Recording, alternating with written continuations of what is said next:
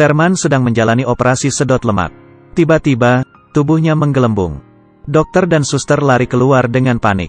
Dokter yang belum sempat kabur terhimpit oleh tubuh Sherman. Sherman menjadi raksasa dan berkeliaran di jalan. Ia tiba di sebuah apartemen. Melihat wanita cantik di depannya, ia menjilat bibirnya. Sherman mengulurkan tangannya, tapi ternyata ia mengambil ayam. Perutnya tiba-tiba mulas. Ia menungging dan kentut. Astaga! Penduduk sekitar diterpa badai kentut. Nenek itu hampir saja terbang. Seorang gelandangan menyalakan korek untuk merokok. Terjadilah ledakan bom besar. Adegan terpotong. Sherman tersentak dari mimpi buruknya. Untung saja ini hanya mimpi. Sherman sangat percaya diri dengan perut buncitnya. Ia merupakan profesor di Universitas Wellman. Sesampainya di kampus, Sherman melihat di mana-mana ada hamster. Bahkan, ada yang terbang masuk ke mulut ibu-ibu. Ada juga yang masuk ke sandwich. Gadis itu berteriak ketakutan. Profesor Sherman yang menyebabkan kekacauan ini. Karena tubuhnya tambun, ia tidak sadar menyenggol tombol kandang hamster dan melepaskan semuanya. Rektor universitas menegurnya, tapi kursinya terlalu kecil. Sherman tidak bisa duduk. Di kantor rektor juga ada seekor hamster. Saat hamster itu naik ke atas lampu, ia menjatuhkan sebutir tahi. Untung saja tahinya jatuh ke dalam kopi rektor. Sherman ingin mengingatkannya, tapi rektor sudah terlanjur meminumnya. Ini baru yang namanya kopi luwak. Perut Sherman terlalu besar. Saat menulis di papan, perutnya juga berfungsi sebagai penghapus. Para siswa menertawainya. Begitulah Profesor Sherman yang humoris. Meskipun gendut bak truk molen, ia memiliki gebetan cantik bernama Carla. Sherman ingin diet. Ia ikut kelas senam, tapi mengangkat kaki saja sudah ngos-ngosan. Lalu ia mencoba tinju, tapi tangannya tersangkut lemak dada. Ia belajar lompat tali, tapi ia kesulitan melompat. Ia berusaha naik tangga, tapi hampir pingsan. Kemudian, ia malah merusak trampolin. Sherman mencoba angkat barbel, tapi kursinya amblas. Akhirnya, ia mencoba akupuntur. Ternyata, tetap tidak berhasil. Saat pergi kencan dengan Carla, Sherman dijadikan bahan guyonan oleh pelawak di panggung. Sherman sangat malu. Begitu juga dengan Carla. Sesampainya di rumah, Sherman bertekad untuk kurus. Ia mengurung diri di lab, dan mulai membuat obat kurus. Sherman menelan obat dietnya yang berwarna biru neon. Tubuhnya mulai berubah.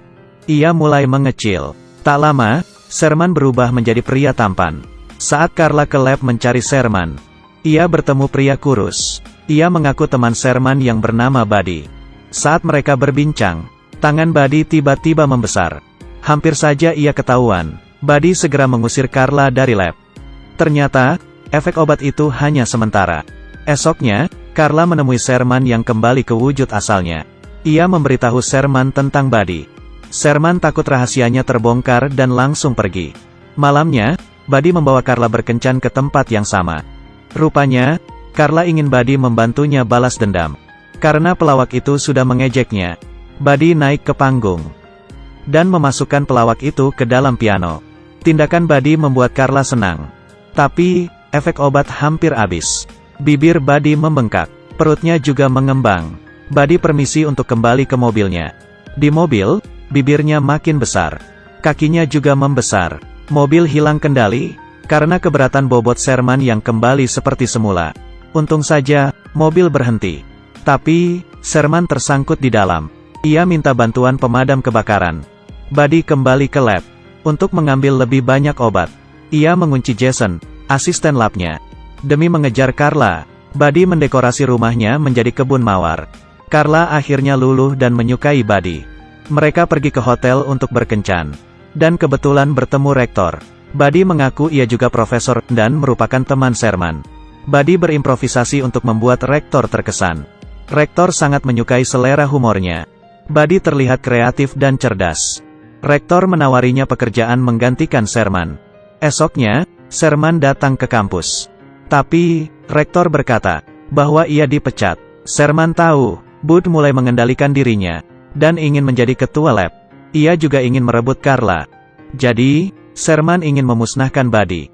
Sesampainya di lab, Sherman membuang obat diet. Sementara itu, rektor sedang berada di pesta. Untuk menyambut kedatangan Buddy, Sherman minum sekaleng soda. Tiba-tiba, ia pingsan. Ternyata, Buddy yang licik sudah mengganti sodanya dengan obat.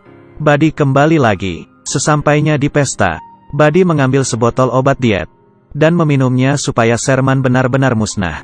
Sebelum ia menelannya, asisten lab mencegahnya. Karena terlambat minum obat, badan Buddy mulai membengkak.